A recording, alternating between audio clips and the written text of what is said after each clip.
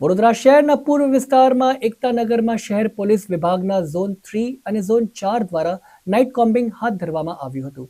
અસામાજિક તત્વોને ડામવા માટે વડોદરા શહેર પોલીસ દ્વારા અખાત પ્રયત્ન થઈ રહ્યા છે. ત્યારે વડોદરાનો સ્લમ વિસ્તાર એવા એકતાનગર ખાતે આજરોજ વડોદરા શહેર પોલીસ જૂન 3 થી 4 દ્વારા કોમ્બિંગ કામગીરી હાથ ધરી અને એમાં વડોદરા શહેર પોલીસ ડીસીપી ઝોન 3 અભિષેક ગુપ્તા અને ડીસીપી ઝોન 4 પન્ના મોમૈયાના અધ્યક્ષસ્થાને આ કોમ્બિંગ કામગીરી હાથ ધરવામાં આવી હતી, જેમાં ગુનાહિત ઇતિહાસ લોકોને ત્યાં કોમ્બિંગ કરવામાં આવ્યું હતું તેમજ શંકાસ્પદ જણાવતા શખ્સોને રાઉન્ડ ઓફ કરી અટકાયતની કામગીરી હાથ ધરી હતી, જેમાં પ્રોહિબિશનના ગુનામાં સંડોવાયેલા લોકોની ગાડીઓ પણ વડોદરા શહેર પોલીસ ડીસીપી ઝોન 3 અને 4 દ્વારા ડિટેઇન કરવામાં આવી હતી.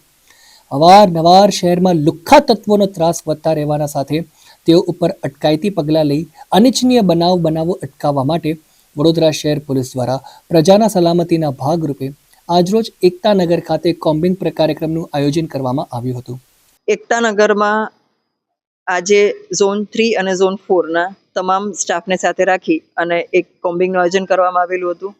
જે કોમ્બિંગ અંતર્ગત 2 કે વધુ ગુનામાં જે લોકો સક્રિય હોય એને ચેક કરવામાં આવેલા છે. MCR અને HS ને પણ ચેક કરવામાં આવેલા છે.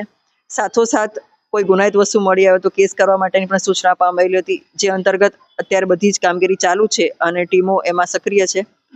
આ વિસ્તારમાં અવારનવાર જે અસામાજિક તત્વો છે એ લોકોને ચેક કરી અને એમની પ્રવૃત્તિ પર ડામવા માટે થઈ અને અમે કોમ્બિંગનું આયોજન કરીએ છીએ અને લગભગ સમયાંતરે આ કોમ્બિંગ કરતા હોઈએ છીએ.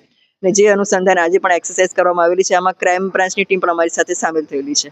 હાલમાં એની કામગીરી ચાલુ છે અને અમે લોકો જે શંકાસ્પદ દેખાયા છે એને રાઉન્ડ અપ પણ કરેલા છે અને પ્રોહિબિશનના કેસીસ અને અમે લોકોએ એ રીતે પણ ઘણા બધા કેસો કરેલા છે, વાહન ડિટેન કરેલા છે કે જે વાહન ચોરીમાં અથવા ચેન સ્નેચિંગમાં ઉપયોગ થાય એની પણ શક્યતા હોઈ શકે, એની અમે તપાસ કરી રહ્યા છીએ. કેટલા માણસોની અટકાયત કરવામાં આવી? હાલમાં કામગીરી ચાલુ છે, એટલે કામગીરી ચાલુ છે. વાહન કેટલા ડિટેન કરવામાં આવ્યા? 6 વાહન ડિટેન કરવામાં આવેલા છે, 2 પ્રોહિબિશનના કેસ કરેલા છે અને અટકાયતની કામગીરી હજી ચાલુ છે. આરોપી